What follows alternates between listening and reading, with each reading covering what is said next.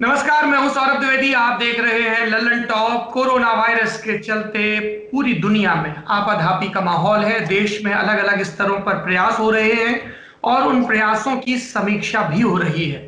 आज इन सब पर बात करने के लिए कि केंद्र की सरकारें, राज्य की सरकारें, अलग अलग स्वास्थ्य प्रतिष्ठान क्या कर रहे हैं, हमारे साथ वो व्यक्ति हैं जिनके हालिया परिचय या पॉपुलर परिचय की वजह से उनका जो पहला परिचय है वो अक्सर पार्श्व में चला जाता है, बैकग्राउंड में चला जाता है। हमारे साथ प्रशांत किशोर हैं। प्रशांत किशोर, लल्लन टॉप से जुड़ने के लिए आपका बहुत बहुत शुक्रिया, बहुत बहुत स्वागत। मैं चाहता हूं कि सबसे पहले आप मेरे दर्शकों को बताएं कि प्रशांत किशोर सिर्फ पॉलिटिकल स्ट्रेटजिस्ट नहीं है, उसके पहले, इंडिया में आने से पहले, नरेंद्र मोदी के साथ जुड़ने से पहले आप क्या काम करते थे, थोड़ा सा आप उसको बता दें, फिर हम बात आगे बढ़ाएं। नहीं, मैं पहले यूएन में था और पब्लिक हेल्थ में ही काम करता था। ये तो बात मोर और लेस पब्लिक डोमेन में है। जो लोग मुझे करीब से जानते हैं उनको पता ही है ये बात। इसमें कोई बहुत नई बात बताने वाली कोई है नहीं। लेकिन जैसा आपने कहा कि वो परिचय अब काफ़ी धुंधला पड़ गया है और उस परिचय के वजह से आप मुझे ऐसा भी नहीं कह सकते हैं कि मैं कोई पब्लिक हेल्थ एक्सपर्ट हूं। लेकिन हाँ, मैं जब यूएन में था तो उसी फील्ड में काम करता रहा हूं। 8-9 साल उसमें काम करने का मौका तो मिला ही है। आपने 8-9 साल पब्लिक हेल्थ की फील्ड में काम किया और उसके बाद आई से कि कई राज्य सरकारों के साथ आपने काम किया अलग अलग हैसियत से, कभी इलेक्शन के लिए, तो उसके इतर भी कंसल्टेंसी की है प्रशांत आपने पॉलिसी के लेवल पे? नहीं, कभी नहीं। नहीं। मैं चलिए यूएन में तो था, उसके बाद छोड़कर जब से मोदी जी के साथ आ गए उसके बाद से तो इसी फील्ड में है। फिर आपने अलग अलग जी को चमकाने का काम किया। नहीं, ऐसा नहीं है, ऐसा आप लोग समझते हैं। चलिए, मैं फिलहाल के लिए इस पूरी बातचीत को पब्लिक हेल्थ पे फोकस रखना चाहता हूं और किसी भी तरह के पॉलिटिकल सवाल से जो पब्लिक हेल्थ से जुड़ा नहीं है, भरसक बचने की कोशिश करूंगा। मैं आपसे नहीं पूछूंगा कि एक एक पन्ने के इश्तिहार किसने दिलवाए, मैं आपसे नहीं पूछूंगा कि समीकरण क्या है। पहला सवाल प्रशांत किशोर, कोरोना से लड़ने में दुनिया की तैयारी आपको कितनी काफी नाकाफी लग रही है, दुनिया की? देखिए, दुनिया के लेवल पे तैयारी तो जो है वो आपके और हमारे सामने है। शायद ही दुनिया में कोई ऐसा देश या व्यक्ति या कोई संस्था ऐसी रही हो जिसको कि इस बात का पूरा पूरा अनुमान रहा हो दिसंबर के महीने में या जनवरी के महीने में कि ये जो डिजीज है या जो वायरस है वो इतना खतरनाक हो सकता है या इसका इस तरह का impact both in terms of public health और इकोनॉमिक इम्पैक्ट जो है उसका जो कोलेक्ट्रल डैमेज है वो हो सकेगा। ऐसा तो शायद कोई व्यक्ति और कोई संस्था, कम से कम मेरी नज़र में तो नहीं है, जिसने कि इन बातों की चर्चा करी हो। यदा कदा लोग पास्ट में जो इस विषय से जुड़े रहे हैं वो जरूर ऐसी घटनाओं की या ऐसी संभावनाओं की बात करते रहे हैं, लेकिन कोई डेफिनेटिव इस पर इस तरह की बात करना कि ये वायरस जो चाइना के वुहान में शुरू हुआ वो इस तरह से फैलेगा, इस तरह से इसका इम्पैक्ट होगा, इतने लोगों की दुखद मृत्यु हो जाएगी, इतने देश, इतने बड़ी संख्या में मानव जाति पर एक खतरा एक तरह से पैदा हो जाएगा, इसकी एक डेफिनेटिव समझ और जानकारी या फॉरकास्टिंग की कम से कम मेरी जानकारी में तो ऐसा कोई व्यक्ति या संस्था नहीं है। उसकी वजह से नेचुरल है कि जब जिस बात के लिए आप तैयार नहीं होते हैं तो आपकी तैयारियां भी जो होती हैं वो थोड़ी कमजोर दिख सकती हैं कई मौकों पर। और वही हम और आप देख रहे हैं। जैसे जैसे डिजीज के मायने, डिजीज का इम्पैक्ट, इसका मैनिफेस्टेशन बढ़ता जा रहा है, वैसे वैसे सरकारें और देश, सरकारें और वहाँ के लोग उस तरह से उसकी तैयारी कर रहे हैं, उससे निपटने की कोशिश कर रहे हैं। Before I come to India and start talking about Indian government, Indian Inc. administration and state governments, दुनिया का कोई मॉडल है जो आपको बड़ा प्रभावी लग रहा है? South Korea, Singapore, Norway, Vietnam, Cuba, मतलब क्योंकि हम एज एन ऑब्जर्वर देख रहे हैं ना कि कौन से देश कैसे टैकल कर रहे हैं।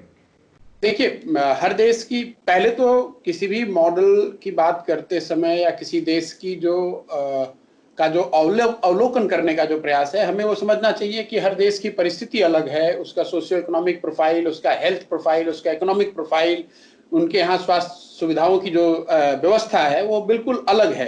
तो किसी एक देश में कुछ अगर सही रहा है तो दूसरे देश में भी सही होगा, ये जरूरी नहीं है। लेकिन अगर कहीं कुछ अच्छा हो रहा है तो निश्चित तौर पर उससे लर्निंग के तौर पे या उस एक्सपीरियंस से फायदा उठाने का प्रयास तो देशों सरकारों को करना ही चाहिए, और लोग कर भी रहे हैं। जहां तक सफल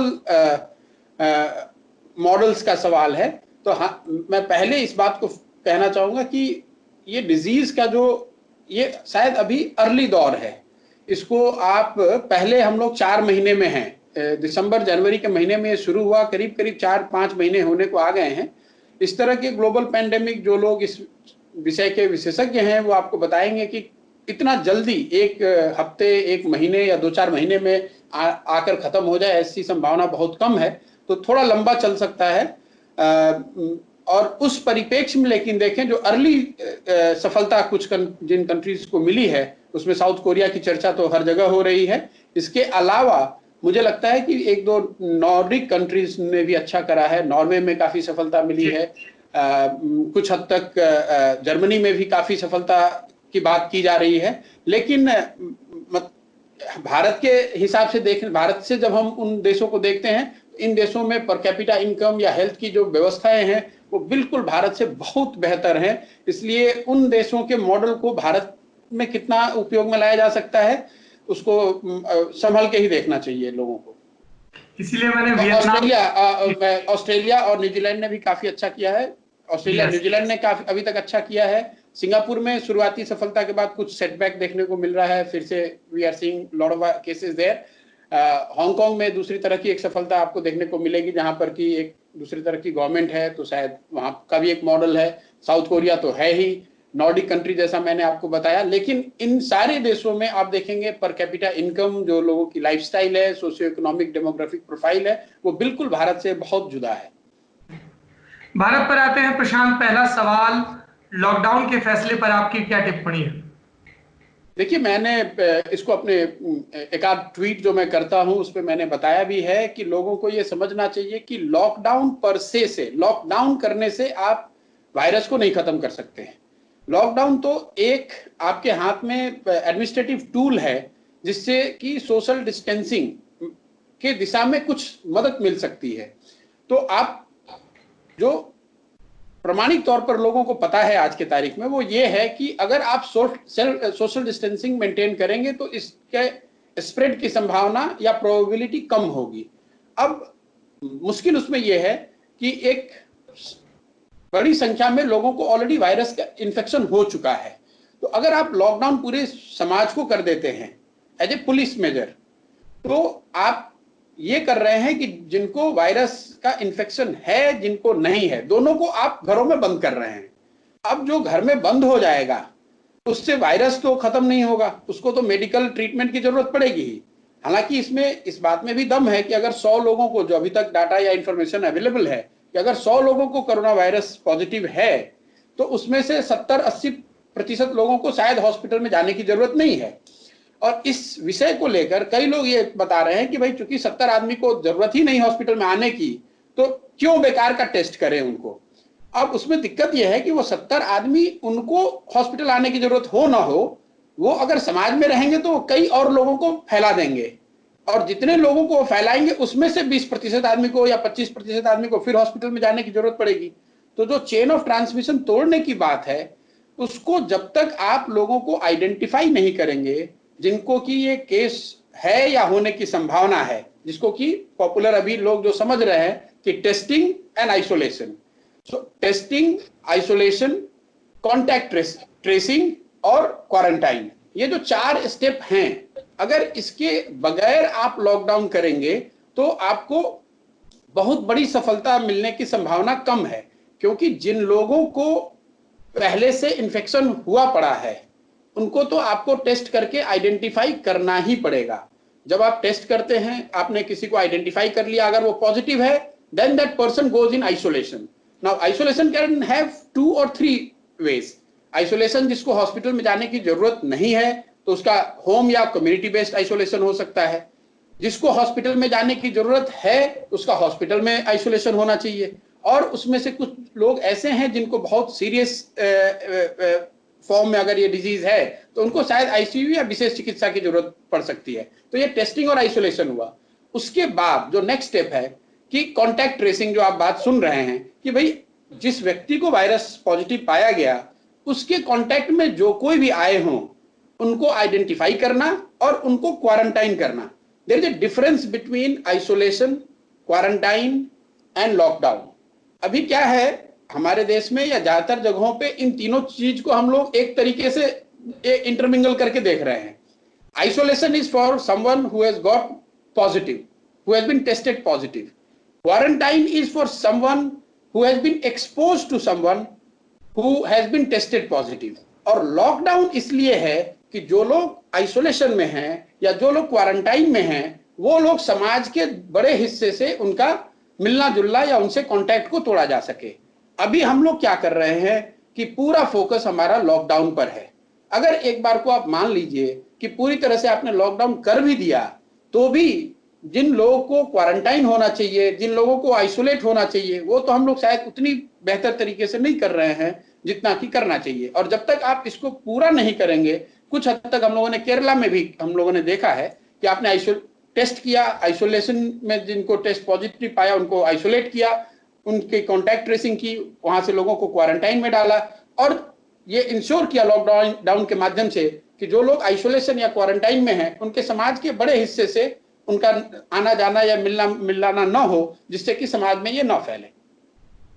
प्रशांत, आप जो बात कह रहे हैं, लॉकडाउन के दौरान अलग अलग राज्य सरकारें यही तो कर रही हैं कि जो हॉटस्पॉट्स हैं उनको आइडेंटिफाई कर रही हैं, वहां पे बड़े स्तर पर टेस्टिंग कर रही हैं ताकि एक्सपेंशन ना हो। अगर मैं फॉर एग्जांपल एक हॉटस्पॉट है इंदौर की बात करूं तो इंदौर में ऐसा ही हो रहा है कि आप लॉकडाउन को और सख्त ढंग से लागू कर रहे हैं, ट्रेस कर रहे हैं, फिर कॉन्टैक्ट ट्रेसिंग कर रहे हैं, क्वारंटीन, सेल्फ आइसोलेशन। तो लॉकडाउन उस पूरे प्रोसेस में हेल्प तो कर रहा है ना, और यू आर सेइंग कि लॉकडाउन गैर जरूरी है। नहीं, मैं ये बिल्कुल नहीं कह रहा हूं कि लॉकडाउन गैर जरूरी है। तो इस बात को समझने के lockdown as a part of larger public health response, lockdown is needed and should be done. लेकिन उसके जो पहलू हैं, अगर आपने कहा कि टेस्ट कर रहे हैं, टेस्ट आप अभी किसको कर रहे हैं? टेस्ट आप कर रहे हैं जिस पहले दौर में मतलब मुझे ऐसा लगता है कि 25 या 26 मार्च तक जो टेस्टिंग हो रही थी वो सिर्फ ऐसे लोगों की टेस्टिंग हो रही थी जिनके सिम्टम्स दिख रहे हैं या जिनका नॉन एक्सपोजर किसी ऐसे कंट्री में या व्यक्ति के साथ रहा हो जहां कोरोना वायरस का बड़ा प्रकोप रहा है। उसके बाद उसमें सरकार ने एक और जोड़ा कि जो लोग हॉस्पिटल्स में आ रहे हैं और सीवियर आरटीआई का कंप्लेन कर रहे हैं, तो आज भी जो टेस्टिंग के नॉर्म हैं वो जनरल पॉपुलेशन के लिए नहीं है, वो तो सिर्फ उसके लिए है जो कि सीवियर आरटीआई की बात बता रहा है। और वहां पर अगर डॉक्टर चाहें तो वो प्रेस्क्रिप्शन के आधार पर आपकी टेस्टिंग कर सकते हैं। आपने जो कहा इंदौर की या जो भी हॉटस्पॉट्स हैं, आप हॉटस्पॉट में कहीं रैंडम टेस्टिंग नहीं हो रही, कम्युनिटी बेस्ड टेस्टिंग नहीं हो रही है। आप टेस्ट उसकी कर रहे हैं जो बीमार होकर आपके यहां आ रहा है, और उसमें भी सबकी नहीं कर रहे हैं। अगर आप इंडिया में देखें तो पर मिलियन जो टेस्ट है, जिसकी चर्चा पूरे देश में चल रही है, पर मिलियन आज भी हम लोग 200 लोगों को टेस्ट कर रहे हैं। This is extremely इनएडिक्वेट। और ये कोई मुझे बताने की जरूरत नहीं है, पूरी दुनिया में जो भी इस विषय के को समझने वाले लोग हैं, जो जिनको भी आप एक्सपर्ट समझते हैं या दुनिया उनको मानती है, एक बात तो यूनानिमसली सब लोग कह रहे हैं, सेल्फ डिस्टेंसिंग एंड टेस्टिंग।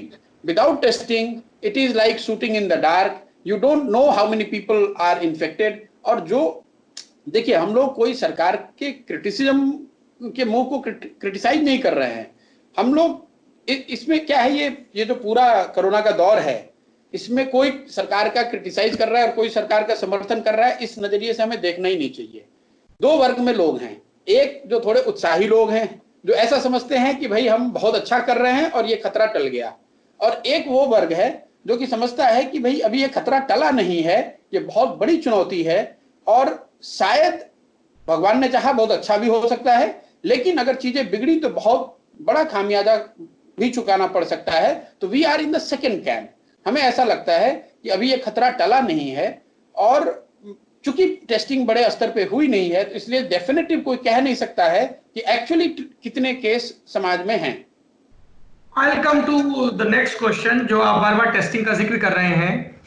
क्या आपको ऐसा लगता है प्रशांत, कई इंटरनेशनल ऑब्जर्वर्स ने, देसी टिप्पणीकारों ने भी कहा कि we were caught off guard, मतलब हम तैयार नहीं थे, लगातार हम देख रहे थे दुनिया में क्या हो रहा है, लेकिन टेस्टिंग को लेकर हमें जो जनवरी से ही एक्शन मोड में आ जाना चाहिए था या फरवरी से, और हम इसको लेकर तैयार नहीं थे, बहुत लेट जागे हैं, और इसलिए अब हम टेस्टिंग किट्स ऑर्डर कर रहे हैं, आ रही हैं, नहीं आ रही हैं। जब वो मई जून तक ये स्थिति आएगी कि हमारी टेस्टिंग कैपेसिटी जो अभी 25,000 30,000 पर डे है, तब जाके वो 5 लाख 10 लाख पर डे हो पाएगी। नहीं, देखिए, जैसे शुरुआती दौर में ही हम लोगों ने कहा कि चूंकि दुनिया को इस बात का, इस डिजीज का, इस वायरस के पूरे इन टोटलिटी पूरा अंदाजा नहीं था, तो करीब करीब सब देश में अगर आप देखेंगे तो कहीं ना कहीं ये दिखेगा कि तैयारी आपकी पूरी नहीं थी। इंडिया में भी वो बात डेफिनेट तौर पे ऐसा है, देखने से ऐसा लगता है कि we are slightly behind the curve. जब हमें शायद 30 जनवरी को हमारे यहाँ पहला केस आया था, फरवरी में ऐसी कोई चर्चा, ऐसी कोई मारामारी या ऐसी कोई इमरजेंसी वाली बात हमें आपको दिखी नहीं। 15 तारीख 20 तारीख तक तो पार्लियामेंट चल रहा था, लोग एक तरह से ऐसा मान रहे थे कि कुछ लोगों को ऐसा होगा, इससे पूरे देश को प्रभावित या चिंता में आने की जरूरत नहीं है।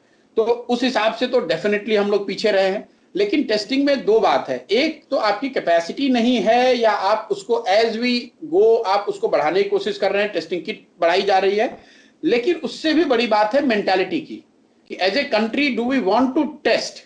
क्योंकि सरकार अपनी जो डेली की प्रेस कॉन्फ्रेंस है उसमें डेली यही कह रहे हैं कि हम एडिक्वेट टेस्टिंग कर रहे हैं।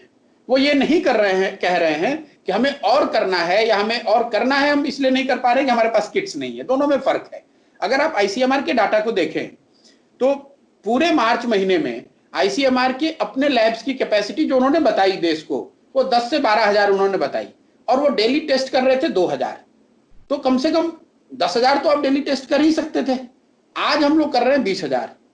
इतनी कैपेसिटी तो आईसीएमआर मार्च तक ही बना पाया था। तो मुझे ऐसा नहीं लगता है कि ये सिर्फ टेस्टिंग किट का मामला है। ऑफ कोर्स अगर आप इसको बहुत बड़े स्केल पर करना चाहते हैं तो testing kit becomes very important, और उसको लेकर दुनिया भर में मारामारी है, उसको लेकर ये परेशानी है कि शायद देश में इतनी टेस्टिंग किट नहीं है कि इसको जनरलाइज पूरे कम्युनिटी बेस्ड टेस्टिंग की जा सके। लेकिन जो टेस्टिंग की कैपेसिटी इंडिया में है, क्या हम उसको यूज कर रहे हैं? और अगर यूज नहीं कर रहे हैं, आप सिर्फ सेंट्रल गवर्नमेंट की बात नहीं है, आप स्टेट आफ्टर स्टेट, ये मैं आपसे अनुरोध करूंगा, आप ये डाटा निकलवाइए कि आपकी टेस्टिंग की कैपेसिटी है कितनी और आप कर कितने रहे हैं। ये किसी एक सरकार का मामला नहीं है, एक ओवरऑल देश में ये मेंटालिटी है, हो गई है, ऐसा लगता है कुछ लोगों को, जिसमें मैं भी शामिल हूं, कि भाई कम से कम टेस्ट करें, कम से कम केस रहेगा और हम ये बताएंगे कि हमारी स्थिति बहुत अच्छी है। वो मुझे लगता है कि सही रास्ता नहीं है। इसको आप दबा नहीं सकते हैं, आज नहीं तो कल आपको वो केसेस को डील करना ही पड़ेगा। आज करें तो अच्छा है, जितना लेट करेंगे उतना खामियाजा ज्यादा चुकाना पड़ेगा। So it's the case of under reporting, हम लोग टेस्ट नहीं कर रहे हैं पर्याप्त, इसलिए हमारा आंकड़ा अभी काबू में दिख रहा है। देखिए, आंकड़ा काबू में दिख रहा है, भगवान करे कि ऐसा ही रहे, लेकिन इसको we should take it with a pinch of salt. ये जो हम लोग के देश में एक थोड़ा सा नैरेटिव बन गया है बाइनरी वाला, कि ब्लैक और व्हाइट है। यस, अगर टेस्ट रिपोर्ट कम आ रही है तो इसमें कोई बहुत खुशी की बात है, भी कम से कम ही केस आ रहा है। जितने नहीं, कम केस आना, लेकिन यहाँ तो टेस्ट ही नहीं हो रहे हैं पर्याप्त। नहीं, मैं वही बता रहा हूं, अगर आप जो सरकार डाटा रिलीज कर रही है, इसको भी मैंने ट्वीट के माध्यम से 2 दिन पहले बताया था, अगर आप 20 मार्च तक करीब 14,500 करीब 15,000 टेस्ट हुए, उसमें परसेंट पॉजिटिव मतलब 100 में 1.33% लोगों को कोरोना पॉजिटिव पाया गया। उसके बाद जनता कर्फ्यू लागू हुआ 1 दिन, उसके बाद फिर हम लोग लगातार लॉकडाउन में हैं। लेकिन परसेंट पॉजिटिव जब हमारी सैंपल साइज जो बढ़ के 2,25,000 2,40,000 हो गई है, उसमें बढ़कर करीब 5% हो गई। मतलब हर 100 व्यक्ति जिसकी टेस्टिंग हो रही है उसमें 5 व्यक्ति पॉजिटिव पाया जा रहा है। जबकि 20 मार्च को जब आप 100 व्यक्ति को टेस्ट कर रहे थे तो सिर्फ 1.33% लोग पॉजिटिव पाए जा रहे थे। तो इसका मतलब कुछ तो ज्यादा जरूर है। अब इसको कई तरीके से जो लोग एपिडेमियोलॉजी या डिजीज फोरकास्टिंग की मॉडलिंग वगैरह करते हैं, वो इसको कई तरीके से इंटरप्रेट कर सकते हैं। इसका मतलब ये नहीं कि पूरे इंडिया में 5% लोगों को ऐसा हो गया है, तब तो संख्या बहुत बड़ी हो जाएगी। लेकिन adjusted for high risk and low risk and various other factors which I don't want to get into detail, ये मान के चलना कि सिर्फ इतना ही केस है जितना रिपोर्ट किया जा रहा है वो ठीक नहीं होगा। हमें ये जरूर कहना चाहिए कि इतनी हमारी जो टेस्टिंग हो रही है उसके आधार पर इतने केस हैं, लेकिन चूंकि हम लोग टेस्टिंग बहुत नहीं कर रहे हैं तो ये संभव है कि इससे बड़ी संख्या में लोग इससे इन्फेक्टेड हों और वो सोसाइटी में हैं। उससे आप इनकार नहीं कर सकते। प्रधानमंत्री नरेंद्र मोदी ने जब लॉकडाउन का एक्सटेंशन किया तब देश के सामने कुछ आंकड़े रखे। टेस्टिंग पर तो बहुत बात नहीं की, उन्होंने सिर्फ ये बताया कि पहले एक लैब थी जब ये पैंडेमिक शुरू हुआ था, अब 220 लैब काम कर रही हैं, बिस्तरों की संख्या, अस्पतालों की संख्या वगैरह बताई। तो सरकार तो अपना ये पक्ष रख रही लगातार कि हम देखिए चलती गाड़ी में चीजें दुरुस्त करने की कोशिश कर रहे हैं। तो केंद्र और राज्य, केंद्र सरकार की जो ये कोशिश है उसको आप किस नजरिए से देखते हैं? देखिए, मैं एक बात समझिए कि अगर ये सिचुएशन बिगड़ी तो कोई भी कोशिश आपकी काफी नहीं पड़ने वाली है जी। आप देख रहे हैं दुनिया के समृद्ध देशों में, इटली में, स्पेन में, इंग्लैंड में, जर्मनी में, अमेरिका में, काफी समृद्ध देश हैं। यहाँ की व्यवस्थाएं हम लोग के मुकाबले, हम लोग के देश के मुकाबले काफी बेहतर है। लेकिन अगर डिजीज आउट ऑफ कंट्रोल हुआ तब तो कोई व्यवस्था काफी नहीं पड़ेगी। लेकिन इंडिया में जहां तक व्यवस्था की बात है, देखिए प्रधानमंत्री जी के भाषणों को जो उन्होंने देश को संबोधित किया 3-4 बार, अगर आप उनको ध्यान से सुने तो उन्होंने तो सबसे ज्यादा इस बात पर हाईलाइट किया कि कभी आप ये मत समझिए कि इस डिजीज से हम क्या खतरा टल गया है। अब लोग उसको मिस इंटरप्रेट कर रहे हैं तो उसके लिए आप, मतलब मैं प्रधानमंत्री को दोष नहीं दूंगा। जैसे उन्होंने ये कहा कि जनता कर्फ्यू आप दिन भर कीजिए और शाम में जो लोग फोरफ्रंट पे हैं, जो लोग इस लड़ाई में हमारी सबसे फोरफ्रंट पे जो लोग हैं, मेडिकल के जो लोग हैं, पैरामेडिक्स के लोग हैं, उनके सम्मान में, उनके हौसला अफजाई के लिए अपने बालकनी से थाली और ताली बजाइए। अब प्रधानमंत्री ने तो हाथ ताली और थाली बजाने के लिए कहा, ये तो कहा नहीं कि आप डीजे ले आइए, बैंड बाजे ले आइए। ये तो लोगों ने अपने हिसाब से, जो मैंने आपको शुरू में कहा, अति उत्साह वाली बात। अगर प्रधानमंत्री की आप उस दिन की जो नेशन को जो उन्होंने एड्रेस किया उस बात को अगर देखें, मैं पहले वाले की बात कर रहा हूं जी। उस दिन उन्होंने एक बार नहीं, 2 बार नहीं, कम से कम 3-4 बार देश को इस बात के लिए आगाह किया कि आप ऐसा मत समझिए कि ये खतरा टल गया है, ऐसा मत समझिए कि ये किसी दूसरे देश में हो गया और हमारे यहाँ नहीं आएगा, ये बहुत बड़ा खतरा है। और इसलिए मुझे लगता है कि एक जनरल समस्या है, सिर्फ प्रधानमंत्री को दोष देने से कि वो नहीं कह रहे हैं, ऐसी बात नहीं है। जहां तक आपने बात कही टेस्टिंग की, मुझे नहीं लगता है कि सरकार टेस्टिंग पे, यहां पर जरूर सरकार की गलती है। वो टेस्टिंग के मामले में कभी किसी ने कोई नंबर दिया नहीं है। जो नंबर आता है वो ये आता है कि कितने लोगों को टेस्ट कर रहे हैं और कितने लोग उसमें पॉजिटिव पाए जा रहे हैं। सरकार को एक चीज उसमें और ऐड करना चाहिए कि आज के तारीख में हमारी टेस्टिंग की कैपेसिटी है कितनी कैपेसिटी है, कितनी टेस्ट कर रहे हैं और कितने उसमें पॉजिटिव पा रहे हैं। अगर उसमें एक ये इंफॉर्मेशन जोड़ दें, आप लोग पत्रकार हैं, आपको पूछना चाहिए, अगर वो जो डेली प्रेस ब्रीफिंग होती है 4 बजे, उसमें आपको पूछना चाहिए कि मुझे लगा कि आप कह रहे हैं कि प्रधानमंत्री जी से पूछना चाहिए, उनका वो कब करें। नहीं, मैं वो उतनी बड़ी तो मेरी ताकत नहीं है कि मैं कहूँ कि प्रधानमंत्री जी से पूछा जाए। लेकिन जो 4 बजे रेगुलर प्रेस कॉन्फ्रेंस होता है, मुझे लगता है कि पत्रकारों को उसमें ये जरूर पूछना चाहिए कि आज की तारीख में टेस्टिंग की कैपेसिटी आपकी है कितनी। प्रशांत, ये सवाल लगातार लव अग्रवाल से, जो संयुक्त सचिव हैं स्वास्थ्य विभाग के, पूछा जाता है और उनका वही जवाब होता है कि we are working on it. मतलब बहुत ही क्लियर जवाब नहीं होता है, स्पष्ट नंबर नहीं दिया जाता है। तो वही बात मैं आपको कह रहा हूं कि अगर उनके पास, और आप देख रहे हैं अभी 2-3 दिनों में कई स्टेट्स ने डायरेक्ट ऑर्डर करके, किसी ने कोरिया से, किसी ने चाइना से ऑर्डर करके सीधे टेस्टिंग किट्स अपने यहाँ मंगाना शुरू किया है। ऐसा क्यों कर रहे हैं वो? अगर सेंट्रल गवर्नमेंट की एक कोई व्यवस्था ऐसी है जिसमें कि टेस्टिंग आप अपने हिसाब से ही सब पैन आउट कराना चाहते हैं, तो फिर स्टेट्स ये रैपिड किट क्यों मंगा रहे हैं डायरेक्टली? तो कहीं ना कहीं मुझे लगता है कि ये जो प्रयास है कि हम टेस्ट को बहुत अपस्केल किए बगैर इस समस्या से निजात पा लेंगे, वो मुझे लगता है कि शायद सही नहीं है। और उसको लेकर मैं अकेला नहीं हूं, समाज का एक बड़ा वर्ग है जो इस विषय पर कमेंट्री कर रहा है या कमेंट कर रहा है। उसमें कई ऐसे लोग हैं जो मानते हैं कि बगैर टेस्टिंग को अपस्केल किए हुए इस पूरी समस्या को पूरी तरह से आप समझ नहीं पाएंगे। और जब तक पूरी समस्या का पूरा अंदाजा नहीं होगा तब तक उसका कोई भी रिस्पॉन्स, चाहे वो लॉकडाउन हो, क्वारंटाइन हो, बेड हो, सब कुछ इस पे डिपेंडेंट है कि लोग कितने टेस्ट किए जा रहे हैं। मैं आप एक बात कह के बात खत्म करूंगा कि एफआईआर नहीं करने का मतलब ये नहीं कि समाज में क्राइम नहीं है। अगर आप एफआईआर करना बंद कर दें तो इसका मतलब ये तो है नहीं कि समाज में क्राइम नहीं है। ये तो वैसे हो गया कि अगर आप टेस्ट न करें और कह दें कि हमारे यहाँ कोरोना नहीं है, वो तो ठीक नहीं है। प्रशांत, आपने राज्यों का जिक्र किया। देश का जो फेडरल स्ट्रक्चर है उसके कई पहलू इस दौरान सामने आ रहे हैं। कई राज्य सरकारें हैं जिनके मॉडल की सराहना हो रही है, जैसे केरल का बार बार जिक्र हो रहा है कि केरल वाले बाकी राज्यों के लिए एक नजीर स्थापित कर रहे हैं। ठीक, इन्हीं सब के बीच वो झगड़े भी आ रहे हैं कि हमें केंद्र मदद नहीं दे रहा है, राज्य कुछ और कह रहे हैं। What's your take on that? देखिए, दो बात, जैसे मैंने शुरू में दूसरे देशों के लिए कहा, केरल में एक तो हेल्थ की व्यवस्था है, वो सारे इंडिकेटर, सोशल इंडिकेटर इंडिया के मुकाबले कई गुना बेहतर हैं। केरल के ज्यादातर जो इंडिकेटर हैं वो यूरोपियन कंट्रीज के कंपेरेबल हैं, इंडिया से उसका कंपेयर करना ठीक नहीं है। दूसरा, definitely in early phases, and I must want to qualify this, in the first phase और फर्स्ट लेग, केरल की जो सरकार है वहां की उन्होंने लीडरशिप दिखाई है, उन्होंने जो किया है वो बहुत अच्छा करके दिखाया है। शुरू में तो जरूर ऐसा दिख रहा है अभी तक कि केरल में व्यवस्था शायद इस पर पहले फेज में काबू पाने में सक्षम रही है। लेकिन वहां पर भी अगर जो मॉडल है वो यही है कि आपने खूब टेस्ट किया, जितना टेस्ट आपके पास करने की संभावना थी आपने उसको पूरा टेस्ट किया, आपने बहुत स्ट्रिक्टली और मेथोडिकली आपने कॉन्टैक्ट ट्रेसिंग करी, उनका क्वारंटाइन कराया, और साथ साथ आपने लॉकडाउन का उपयोग किया। सिर्फ लॉकडाउन करके तो केरल में ने इससे निजात पाई नहीं है। जहां तक राज्यों का सवाल है, देखिए, कोई जब बड़ी समस्या आती है तो हर आदमी चाहता है कि अपने पाले का बॉल जो है वो दूसरे में डाल दें। तो ये तो अभी शुरू हुआ है। मुझे ऐसा लगता है कि अगर समस्या बड़ी, भगवान न करे ऐसा हो, तो ये आप और देखेंगे कि राज्य केंद्र को दोष देगा, केंद्र राज्यों को दोष देगा।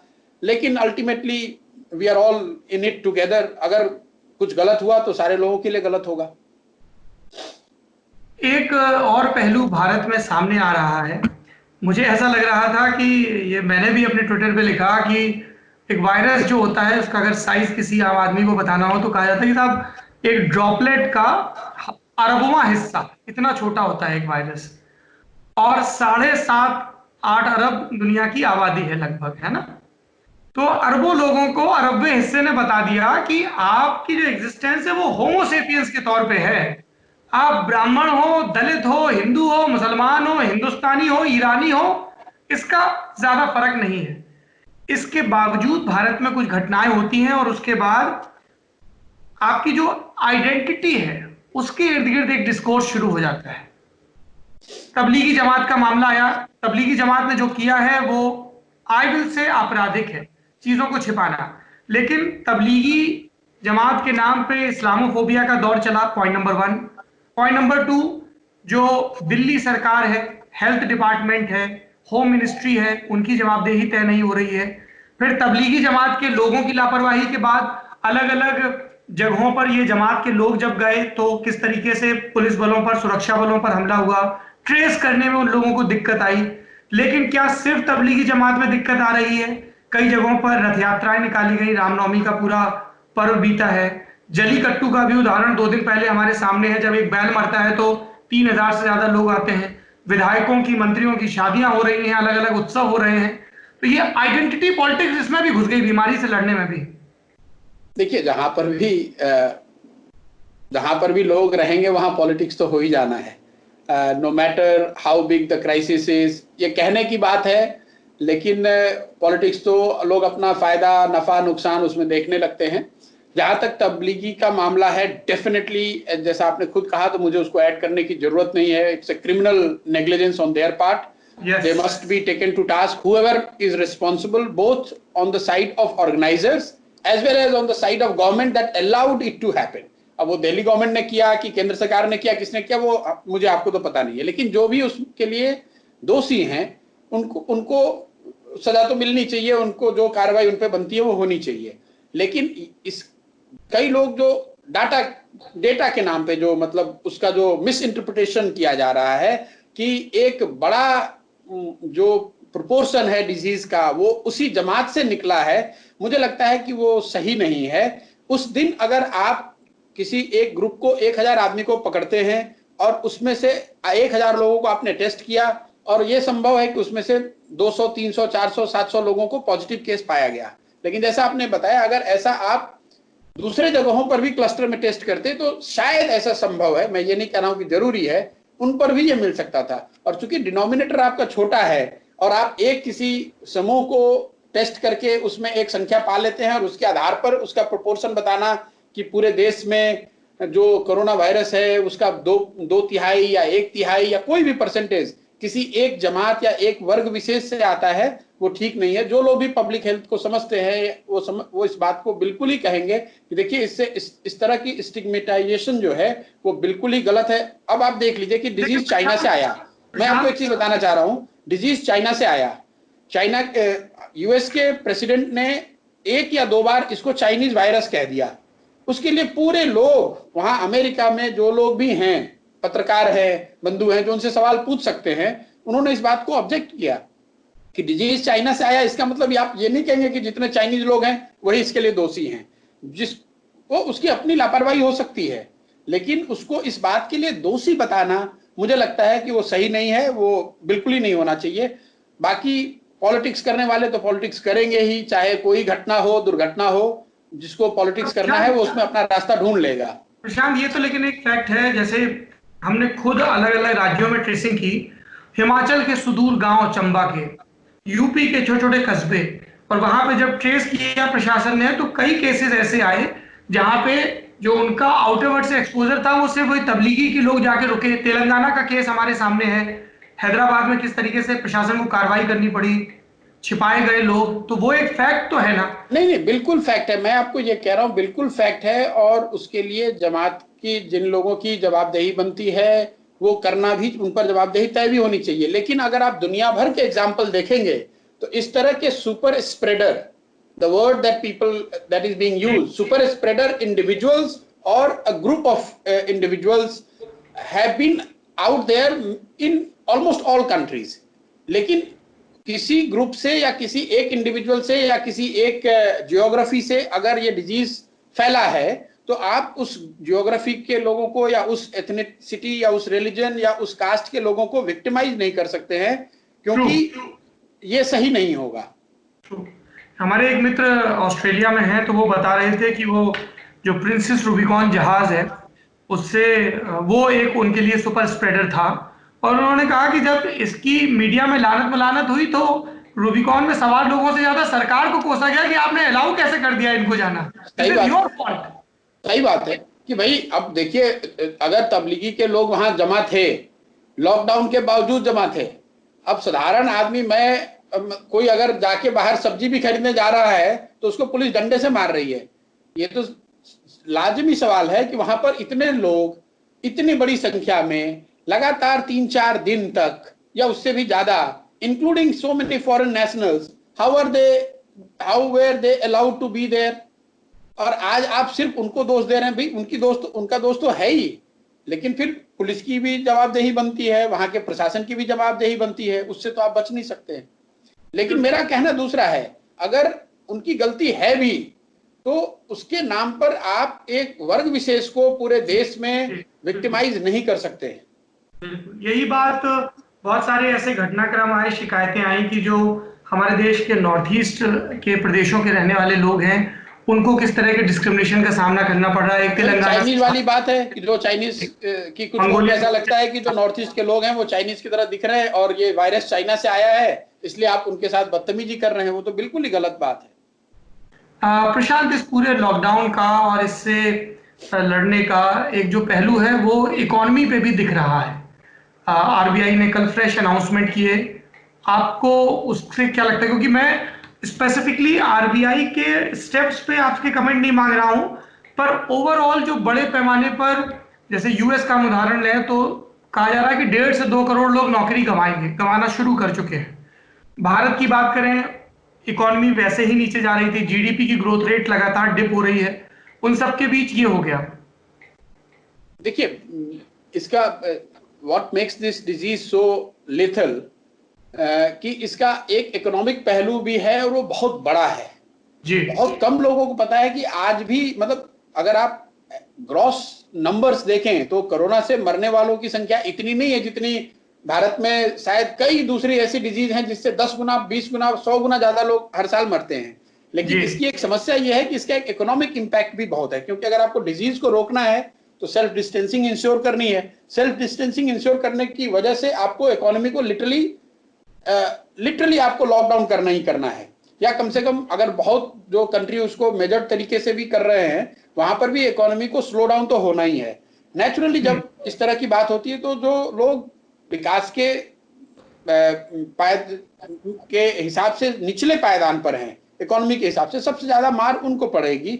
और भारत जैसे देश में जहां हम लोग जानते हैं कि करीब 70 करोड़ ऐसे लोग हैं जो कि दिन में 100 रुपया या उससे कम कमाते हैं।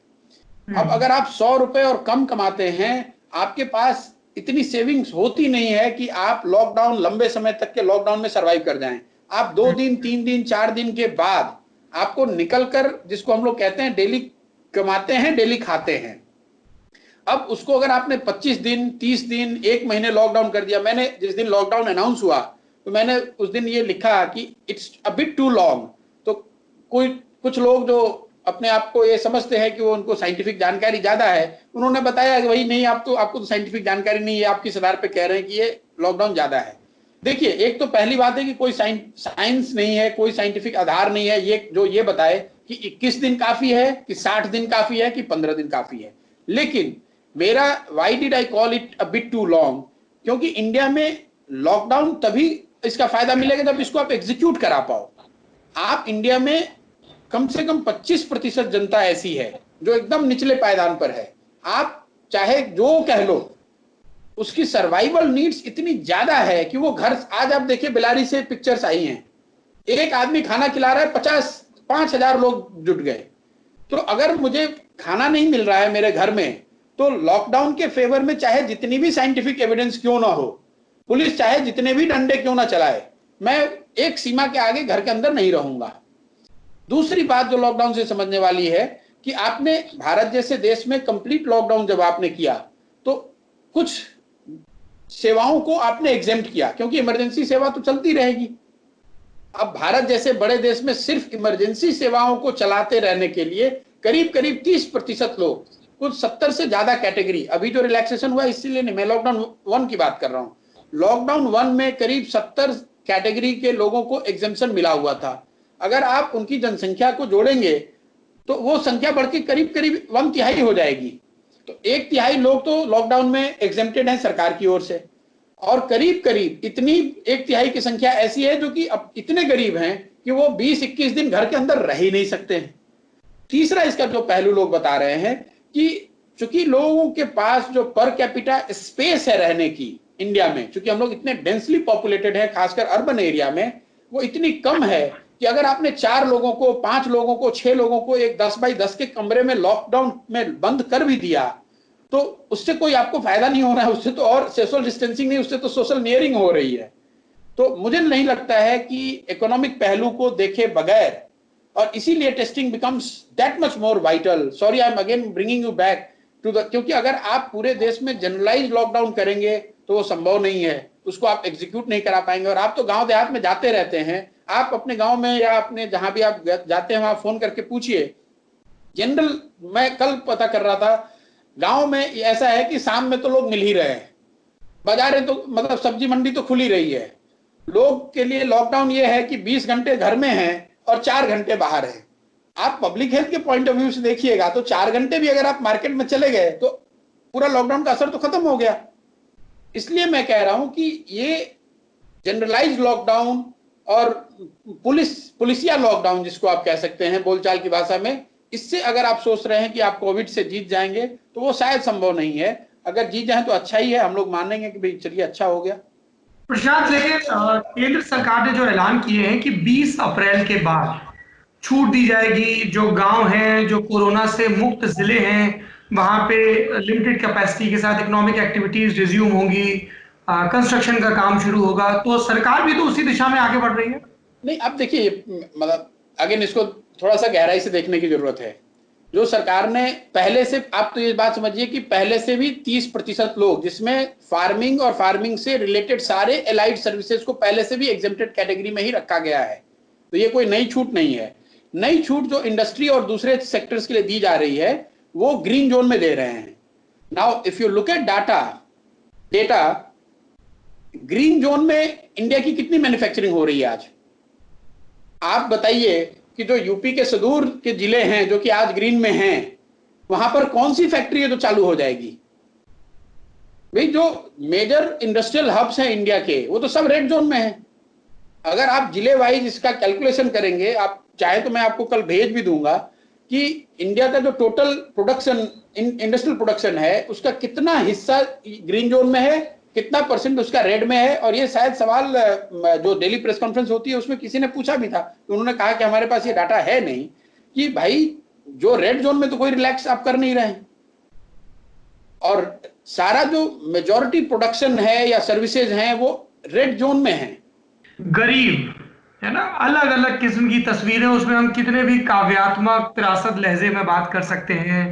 कितने 100 किलोमीटर पैदल चल के गए, मतलब जहां हम लोग, मतलब बहुत ही हाउ टू पुट इट, बहुत ही वल्गर लगता है कई बार व्हेन वी से अच्छा नेटफ्लिक्स की रिकमेंडेशन क्या है, because we have that luxury कि हम एक दूसरे से नेटफ्लिक्स रिकमेंडेशन डिस्कस कर रहे हैं। But when we look at the newspaper या वीडियो आ रहे हैं, कैसे लोग खाने पे झपट रहे हैं, एज यू राइटली मेंशन कि उनके लिए सर्वाइवल का सवाल है। बताया गया कि जब धारावी के लोगों को कहा गया कि हाथ धोना है बार बार, उन्होंने कहा इतनी बार हाथ धोएंगे पानी कहां से आएगा, या सोशल डिस्टेंसिंग की बात। इन गरीबों के लिए खास तौर पे वो गरीब जो ऐसे रेड जोन में फंसे हुए हैं, इनको लेकर सरकारें, केंद्र की सरकार और कई राज्य सरकारें लगातार स्कीम्स का ऐलान कर रही हैं, लेकिन ऐसा लग रहा है कि इनके बावजूद उन गरीबों को ये भरोसा नहीं हो पा रहा है कि वो जहां हैं वहीं टिके रहे। इसीलिए कभी सूरत में, कभी बांद्रा में भीड़ उमड़ रही है। देखिए उसके कई पहलू हैं। एक तो जो ये अनिश्चितता है कि ये कितने दिन तक चलेगा वो किसी को पता नहीं है। तो जब आप बताते हैं 21 दिन है, जो सामने वाला है वो उसको तुरंत सोचता है कि भाई 21 दिन ही चलेगा या ज्यादा चलेगा, किसी को पता है नहीं कि पहले तो एक दिन हुआ। तो इसलिए ये बहुत जरूरी है कि एट द टॉप जो एक्सपेक्टेशन है, जो एक रियलिस्टिक पिक्चर जब आप नहीं देंगे जनता को, तो उसको जितनी बार आप एक्सटेंड करेंगे उतनी ज्यादा उसको भय वाली बात होगी कि भाई ऐसा क्या हो रहा है जिसकी वजह से कि लगातार इसको बंद किया जा रहा है या लगातार इसको बढ़ाया जा रहा है। दूसरी बात, जिसकी जो बचत थी, जो मैंने आपको पहले कहा, जितनी CSDS वगैरह की या दूसरी जो सोशियो इकोनॉमिक डेटा है, सर्वेज हैं, वो आपको बताएंगे कि ऑलमोस्ट 50% to 70% हाउस होल्ड ऐसे हैं जिनके पास 5 दिन 10 दिन से ज्यादा का राशन है ही नहीं। तो वो जैसे जैसे लॉकडाउन आप आगे बढ़ाएंगे, जैसे जैसे उसकी इकोनॉमिक हालत, वैसे वैसे उसकी इकोनॉमिक हालत और बढ़ती जाएगी और डेस्परेशन और ज्यादा दिखेगा। तीसरी बात कि जो लोग भी समाज में व्यक्तिगत या सामूहिक तौर पर दूसरों की मदद करने की कोशिश में कर रहे हैं या उस स्थिति में हैं, वो अपनी ओर से कोशिश हो रही है, लेकिन आप कितने दिन तक खिला सकते हैं किसी को? तो वो एक भी पहलू है कि धीरे धीरे वो संसाधन या उस तरह की सहायता भी लोगों की कम होती जा रही है। चौथी बात, सरकार को भाई करना तो अल्टीमेटली सरकार को ही है। आपके पास संसाधन हो न हो, संसाधन की व्यवस्था आप रो कर कीजिए या हंस कर कीजिए, आप लोगों को मरने के लिए छोड़ नहीं सकते हैं। यहां तक सरकार के इकोनॉमिक पैकेज का सवाल है, मैं कोई इकोनॉमिस्ट तो हूं नहीं, लेकिन जो जितनी बात आप और हमारे जैसे लोग पढ़ के, किताब पढ़ के या न्यूज देख के या पेपर पढ़ के समझते हैं, सरकार ने कहा 1,70,000 करोड़। अब 1,70,000 करोड़ में जो फार्मर को पहले से आप दे रहे थे वो पैसा आपने फ्रंट लोड कर दिया, तो वो कोई एडिशनल पैसा तो है नहीं। फिर आपने पहले लॉकडाउन के दौरान कहा कि 20% मनरेगा में हमने मिनिमम वेज बढ़ा दिया। तो जब मनरेगा लॉकडाउन में कहीं चल ही नहीं रहा है तो 20% बढ़ाने का फायदा क्या? फायदा नहीं, मनरेगा का फायदा तो तब होता जब जो 15,000 करोड़ सरकार जो मनरेगा मजदूरों का बाकी है आप उसको दे देते, तो बिना काम किए बगैर भी उसको लॉकडाउन में वो पैसा मिल गया होता, पैसा तो उसका ही है। तो सबसे बड़ी सहायता जो सरकार कर सकती थी कि आप मनरेगा का ड्यूज जो है उसको क्लियर कर दें। तो अभी आप कह रहे हैं कि और काम करोगे तो फिर पैसा मिलेगा, और 15,000 करोड़ से ज्यादा जो पैसा है मनरेगा के मजदूरों का पैसा आपके पास, और उसमें आइडेंटिफिकेशन की भी समस्या नहीं है। आप तो ये कह रहे हैं कि हम आइडेंटिफाई कैसे करें किसको देना है, मनरेगा के मजदूर ने जिसने काम किया हुआ है वो आज लॉकडाउन की वजह से मनरेगा में काम नहीं कर पा रहा है या कोई उसकी जीविका का साधन नहीं है, उसका 15,000 करोड़ रुपया केंद्र सरकार और राज्य सरकारों के पास बकाया है। कम से कम उस पैसे को तो दे दीजिए। आपको इसके लिए कोई इकोनॉमिस्ट होने की जरूरत नहीं है, ये बात तो सामान्य लोग समझते हैं। तो इस तरह के जो फैसले हैं कि जनधन में 500 रुपए या उज्ज्वला के सिलेंडर फ्री, इनसे कुछ तो मदद पहुंच रही होगी। आर यू उज्ज्वला का जरूर शायद फायदा है, लेकिन आपने ये 500 रुपए वाली जो बात है, आपने ऑलरेडी स्टोरीज जो हॉरर स्टोरीज हैं वो देख रहे हैं आप कि बैंकों के सामने 500 रुपए लेने के लिए करीब 4-4, 5-5 घंटे लोग लाइन में खड़े हो रहे हैं। तो 20 दिन 25 दिन आपने लॉकडाउन में सारी सेक्रीफाइस इसलिए करी ताकि आप सोशल डिस्टेंसिंग मेंटेन करें, अपने आप को वायरस के स्प्रेड से बचाएं। 500 रुपया बैंक से विड्रॉ करने की लालच में या उसकी जरूरत में आप बाहर आकर आपने सारे जो 20 दिन की मेहनत थी वो उस पर पानी फेर दिया। पुलिस उसमें लाठी चार्ज कर रही है। 500। अच्छा, दूसरी एक और बात है जो गांवों से आपको सुनने को मिल रही होगी कि जो काला बाजारी है, जिसको हम लोग इतना ज्यादा यहाँ बाहर जो ऊपर जो समझते हैं कि ओवर स्टॉकिंग या जो लास्ट मिनट बाइंग वाली जो बात है, गांव में जो चीज पहले 100 रुपए में मिल रही थी, कई जगह पे लोग आपको बताएंगे कि उसी चीज के लिए उनको 200 रुपए देना पड़ रहा है, 300 रुपए देना पड़ रहा है। तो अगर आपने 500 रुपए दे भी दिया तो उसका कोई बहुत फायदा होगा मुझे नहीं लगता है।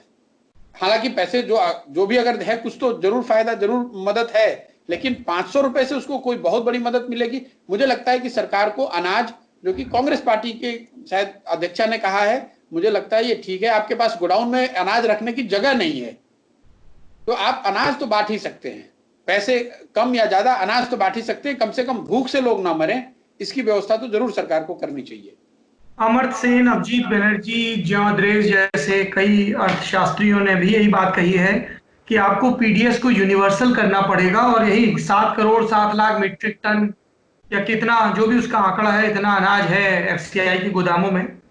पर कई लोग ये कह रहे हैं कि क्या अनाज इकलौता सॉल्यूशन है, मोबिलिटी के फैक्टर का क्या? और यहाँ पे प्रशांत, एक लॉजिक जो सोशल मीडिया पर आ रहा है वो ये भी है कि क्या हमें क्लास कैरेक्टर भी दिख रहा है कि जो बाहर फंसे हुए हैं या जो सोशल मीडिया पे हैशटैग चला पा रहे हैं उनकी सुनी जा रही। जैसे कोटा से बच्चों को लाया गया, यूपी सरकार ने बस भेजी, अब उस पे यूपी सरकार ने बस भेजी तो बिहार में अलग पॉलिटिक्स चल रही है। तेजस्वी यादव कह रहे हैं कि नीतीश कुमार ने छोड़ दिया, बिहार के लोक निर्माण मंत्री कह रहे हैं कि नहीं नहीं ये लॉकडाउन के उसके खिलाफ है, स्पिरिट के खिलाफ, अगर हम वापस ले आए। तो एक ये बात हो रही है कि हवाई जहाज भेजे जा रहे हैं कुछ जगहों पे, बसें भेजी जा रही हैं, क्या मजदूरों को नहीं लाया जा सकता? और इसके पक्ष में तर्क दिए जा रहे हैं। देखिए, एक तो ये समाज की जीवन की कड़वी सच्चाई है, आपको हमें पता है कि जिसके पास संसाधन हैं उसकी वॉइस भी ज्यादा बड़ी है और उसकी बात सुनी भी जाती है, तो उसमें कहीं कोई दो मत नहीं है। अगर जितनी बड़ी संख्या में गरीब मजदूर फंसे हुए हैं बिहार यूपी के, देश के अलग अलग राज्यों में, अगर ये मिडिल क्लास के लोग फंस जाएं तो आपको क्या लगता है सरकार कोई ना कोई व्यवस्था करेगी ही। लेकिन चूंकि ये मजदूर डेली वेजर हैं, इनकी वॉइस इतनी शायद महत्वपूर्ण नहीं है आज के परिप्रेक्ष्य में, वो सोशल मीडिया हैशटैग नहीं चला सकते हैं। लेकिन जहां तक ये बिहार वाली आपने बात कही, मुझे लगता है कि शुरू के अफरा तफरी के बाद यूपी की सरकार ने कुछ ये प्रयास जरूर किया है कि जो लोग जहां फंसे हुए उनको लेकर आए। ज्यादातर राज्य सरकारों ने ऐसा किया है। बिहार में ये एक यूनिक सिचुएशन इस बार है जहां पर कि नीतीश कुमार ये कह रहे हैं कि भाई आप जहां हैं वहीं रहिए। आपको मतलब बिहार शायद पूरे वर्ल्ड में एकमात्र ऐसा राज्य या देश होगा, राज्य ही है जहां पर कि लोग आप अपने सिटीजन्स को वापस नहीं लेना चाहते हैं और उसके पीछे आप तर्क ये दे रहे हैं कि लॉकडाउन की मर्यादा का उल्लंघन हो रहा है। मेरा उस पर दो ऑब्जेक्शन है। एक तो क्या बिहार में 100% लॉकडाउन लागू है? सारे डिस्ट्रिक्ट में, ब्लॉक में, गांव में, पंचायत में कहीं पर भी लॉकडाउन 50% से ज्यादा लागू नहीं है। तो जो बात ये नेतागण कह रहे हैं, नीतीश जी कह रहे हैं, वो गलत कह रहे हैं कि लॉकडाउन की वजह से इनको आने की जरूरत नहीं है। दूसरी बात यह है कि लॉकडाउन होने के बावजूद इनको अगर आप ले आएंगे तो आप बिहार के बाहरी हिस्से में इनके क्वारंटाइन की, इनकी टेस्टिंग की व्यवस्था कर लीजिए। जो उसमें से पॉजिटिव पाया जाए उसको वहीं होल्ड कर दीजिए, जिसको दिक्कत न हो उसको उसके गांव जाने दीजिए। तीसरी बात, अगर आप ये दोनों ही नहीं करना चाहते हैं और लॉकडाउन के मर्यादा से इतना बंध गए हैं तो कम से कम वहां के राज्यों के चीफ मिनिस्टर से बात करनी चाहिए। कम से कम अब बिहार सरकार के ऑफिसर वहां जाने चाहिए। आप बॉम्बे में ही बिहार सरकार अपने खर्चे से क्यों नहीं ये व्यवस्था करा रही है कि कम से कम 50,000 अगर वहां डेली दिहाड़ी मजदूर हैं तो उनके रहने खाने की व्यवस्था बिहार सरकार क्यों नहीं कर रही है? बहुत अगर प्रेशर हुआ तो वो ये कह रहे हैं कि जो व्यवस्था करेगा हम उसको पैसा दे देंगे। भाई आपसे पैसा कौन मांग रहा है? बात यह है कि इसकी व्यवस्था करेगा कौन, लॉजिस्टिकली कौन करेगा। अब महाराष्ट्र सरकार को बिहार सरकार से पैसा लेने की जरूरत नहीं है। समस्या यह है कि ये 20, 25, 50,000 लोगों को कहां रखा जाए, कहां खिलाया जाए। क्या आपने सुना कि नीतीश जी ने कोई 4 ऑफिसर्स की टीम बनाई, उसको दिल्ली में, बॉम्बे में, पंजाब में, गुजरात में, जहां पर भी बिहार के लोग फंसे पड़े हुए हैं वहां पर उनको भेजना चाहिए टास्क फोर्स बनाकर, जो कि लोकल गवर्नमेंट के साथ कोऑर्डिनेट कर सके, बात कर सके, और वहीं पर उनकी, अगर आप लॉकडाउन में उनको वहीं रखना चाहते हैं तो कम से कम आप वहां बात तो कीजिए।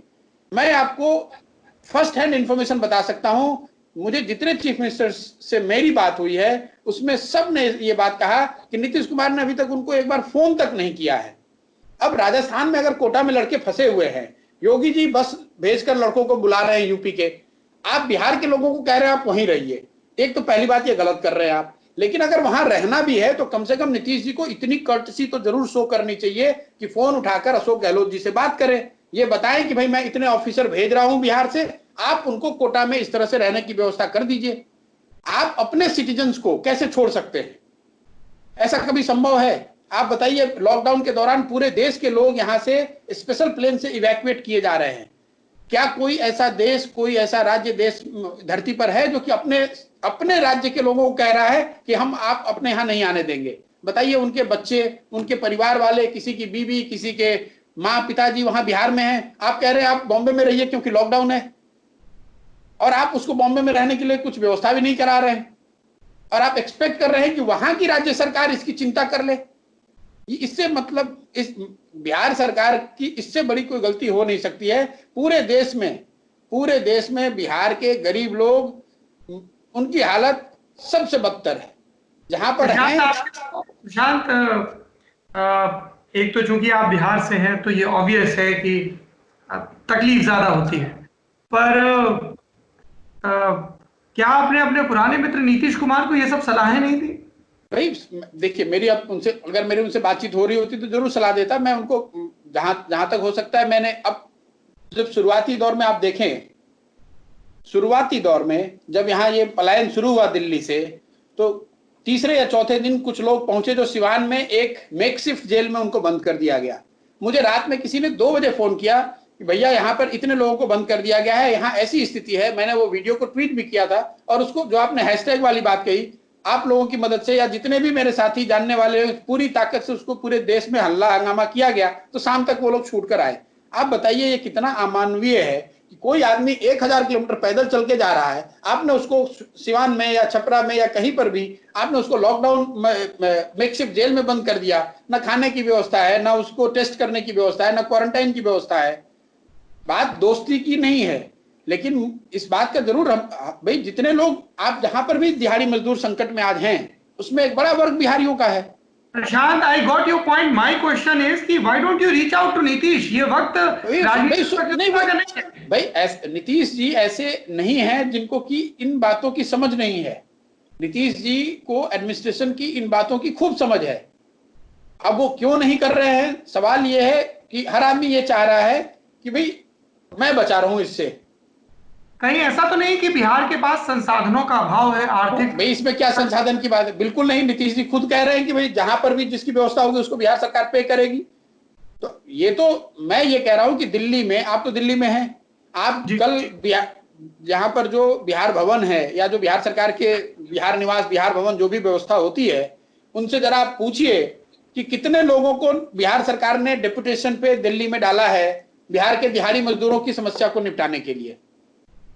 मैं किसी का नाम नहीं लेना चाहता हूं। यहाँ पर जो सबसे सीनियर मोस्ट ऑफिसर है, जब पहले दिन हंगामा शुरू हुआ, हम लोगों ने फोन किया, मैंने व्यक्तिगत तौर पे बात की, वो तो आदमी खुद ही लॉकडाउन में बंद था, वो दूसरों की क्या मदद करेगा? अगर आप सरकार के घोषणा का देखेंगे तो जो रेजिडेंट कमिश्नर्स हैं वो खुद भी, उनको लॉकडाउन में निकलने की अनुमति नहीं थी पहले 2 दिन। बाद में सरकार ने एडेंडम से उनको वो परमिशन दिया। तो मैं ये कह रहा हूं कि आप बिहार सरकार क्यों नहीं वहां से 50 लोगों की टीम दिल्ली भेज रही है?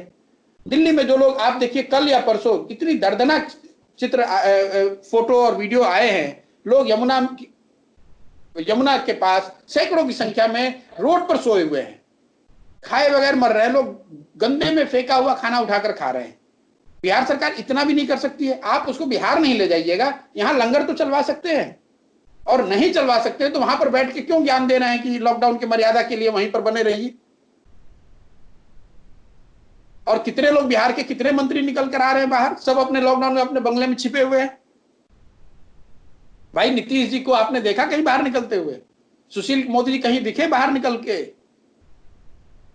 उसमें से कोई आदमी, भाई चुनाव था दिल्ली में तो सब लोग आए थे प्रचार करने दिल्ली, बिहार के इसलिए प्रचार करने आए थे ना कि बिहार के लोग जो दिल्ली में रह रहे हैं उनका आप वोट लेना चाहते हैं, क्योंकि आप उस पर एक अपना हक समझते हैं कि ये हमारा बिहार का आदमी है, हमारे कहे के अनुसार इसको वोट करना चाहिए। और आज वही बिहार का आदमी जब आज दिल्ली में संकट में पड़ा हुआ है तो आप कह रहे हैं कि वहीं पर मर जाओ, वापस नहीं आना।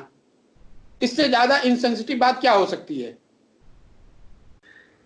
प्रशांत किशोर, आप लंबे समय से नीतीश कुमार के साथ रहे हैं, फिर पार्टी के उनके उपाध्यक्ष भी रहे। क्या आपको नहीं लगता कि बिहार सरकार को अपने हेल्थ स्ट्रक्चर पर ज्यादा ध्यान देना चाहिए था? आपने क्या किया उनके साथ रहते हुए? आप तो पब्लिक हेल्थ एक्सपर्ट रहे हैं। आपने ये जो आप गुस्सा दिखा रहे हैं वो आपका गुस्सा जायज है, लेकिन जब आपके पास ताकत थी तो आपने इस गुस्से का सही इस्तेमाल क्यों नहीं किया? नहीं, देखिए, पहली बात तो मैं कभी सरकार में रहा नहीं हूं उनके साथ। दूसरी बात कि ये हेल्थ की क्राइसिस नहीं है अभी बिहार के लिए। रहने का न्योता दिया था, आपने डिक्लाइन कर दिया। नहीं, न्योता दिया था, उनकी भलमनसाहत है, भगवान भला करे। मैंने कभी सरकार में कोई हिस्सेदारी अपनी रखी नहीं, वो एक अलग पहलू है। आज जो ये क्राइसिस है ये बिहार के हेल्थ इंफ्रास्ट्रक्चर की वजह से क्राइसिस नहीं अभी पैदा हुई है। मैं हेल्थ इंफ्रास्ट्रक्चर की बात इसलिए कर रहा हूं क्योंकि बिहार में शुरुआती दौर में इस तरह की कई खबरें आई परेशान करने वाली, जहां पर मेडिकल कॉलेज का स्टाफ ये कह रहा है कि हमारे पास पीपी नहीं है। और आप पीपी की बात कर रहे हैं भाई, मेडिकल कॉलेज में पिछले साल बिहार में 150 बच्चे चमकी बुखार से मुजफ्फरपुर में मर गए, उसमें तो कोई कोरोना नहीं था। वो एक अलग पहलू है। मैं ये कह रहा हूं कि जो लाखों की संख्या में बिहार के लोग हर जगह मारे मारे फिर रहे हैं, उसकी जिम्मेवारी से बिहार की सरकार अपने आप को मुक्त नहीं कर सकती है, और कोरोना और लॉकडाउन का बहाना बनाकर उससे जो निकलने का प्रयास है इसको जनता कभी माफ नहीं करेगी। और जनता माफ करे ना करे, मैं इलेक्शन के टर्म में बात नहीं करना चाहता हूं, ये बिल्कुल ही इनह्यूमन बात है। दुनिया में हमें ऐसा कोई एग्जाम्पल नहीं है जहां लोकतांत्रिक तरीके से चुनी हुई सरकार अपने लोगों को ये कह रही है कि हम अपने राज्य में वापस नहीं आ सकते।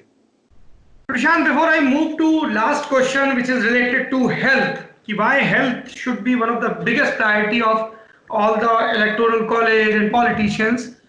आप वेस्ट बंगाल की सरकार से करीबी से जुड़े हैं। वेस्ट बंगाल की सरकार पर भी कई तरह के इल्जाम लग रहे हैं। सूरत में, मुंबई में, महाराष्ट्र में, दूसरे इंडस्ट्रियल सेंटर्स पे जो मजदूर प्रदर्शन कर रहे हैं उसमें यूपी बिहार के अलावा ओडिशा और बंगाल के मजदूर भी बड़े पैमाने पर हैं।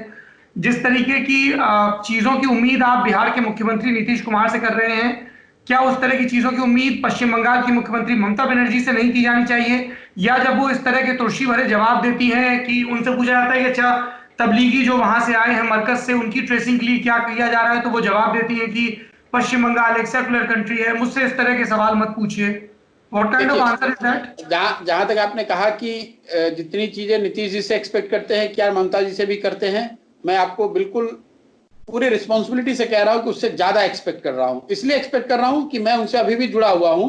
नीतीश जी को तो मैं एक सामान्य नागरिक के तौर पे सलाह ही दे सकता हूं, ममता जी के साथ तो मैं जुड़ा हुआ हूं। तो इसलिए ममता जी से अगर गलती हो रही है या बंगाल में कुछ गलती हो रही है तो आपको मेरी गर्दन भी पकड़नी चाहिए, मैं भी उसका जवाब दे, कहीं ना कहीं मेरी जवाबदेही भी बनेगी, क्योंकि मैं अभी एक्टिवली उनके साथ काम कर रहा हूं।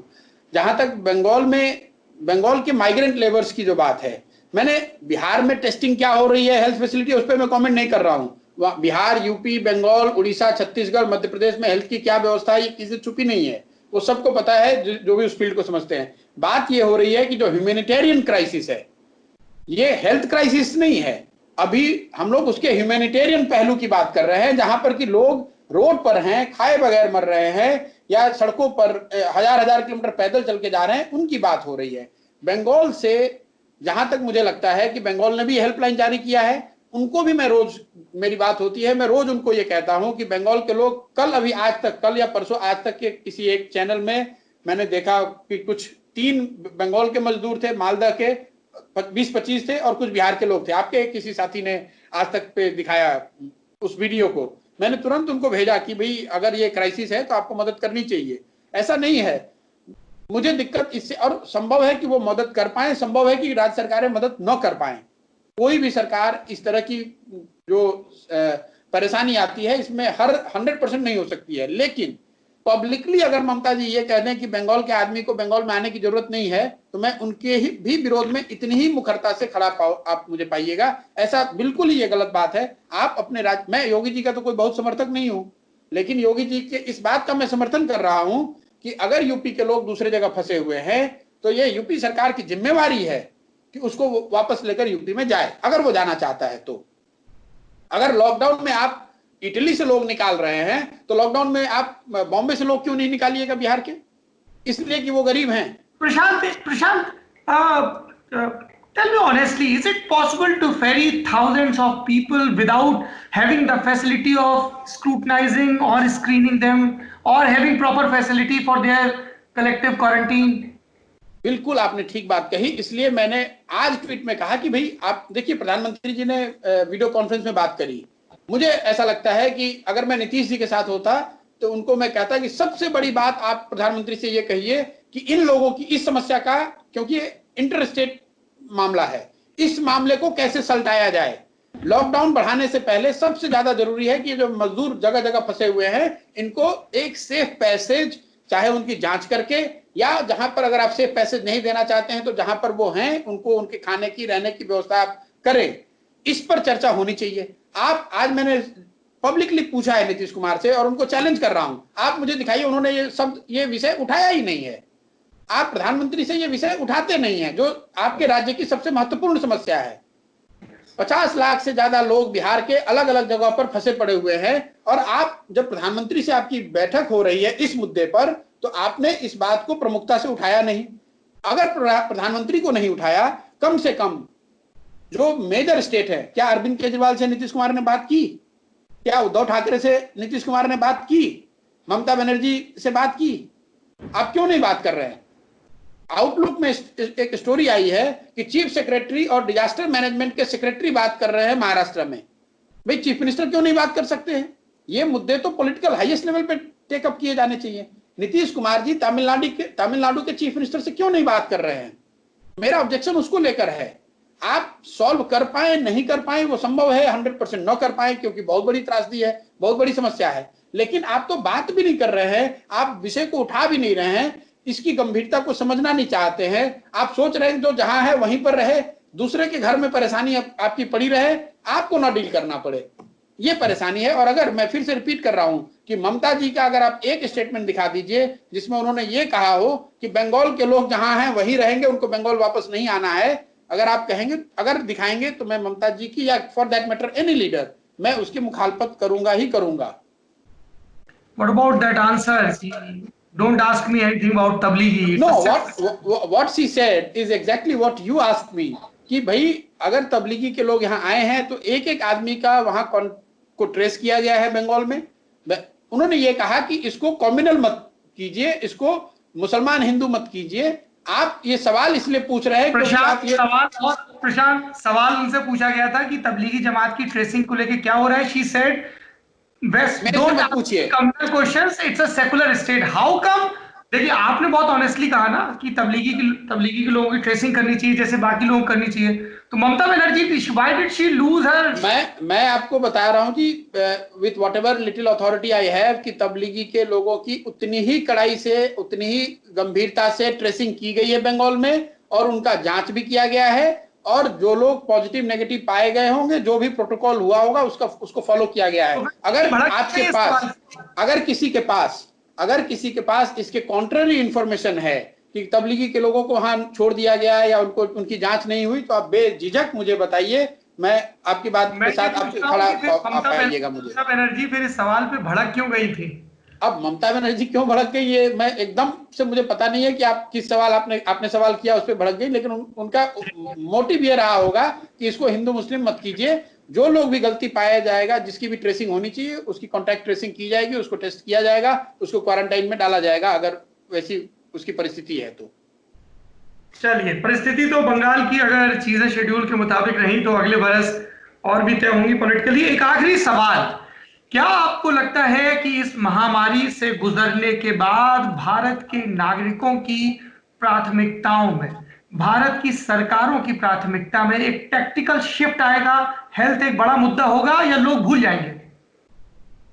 मुझे नहीं लगता है कि अभी कोई टाइटोनिक शिफ्ट हेल्थ को लेकर देश में आएगा।